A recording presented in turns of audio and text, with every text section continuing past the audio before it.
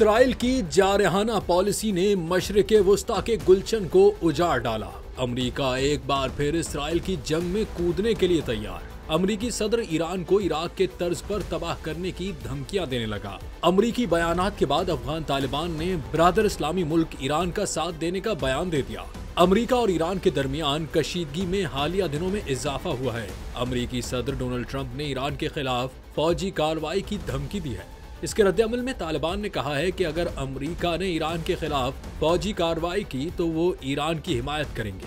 ये बयान ईरान के साथ तालिबान के बढ़ते हुए ताल्लुकात और खित्ते की सिक्योरिटी सूरत हाल की अक्कासी करता है। तालिबान के मुताबिक ईरान के साथ उनके ताल्लुकात बिरादराना हैं और वो किसी भी बैरूनी जारहियत के खिलाफ एक दूसरे का साथ देंगे। वाज़ेह है कि ईरान के जौहरी प्रोग्राम को रोकने के लिए इसराइल ने भी ईरान के मुख्तलिफ फौजी और जौहरी तंसीबात पर हमले किए हैं, जिसके नतीजे में ईरान ने जवाबी कार्रवाई की।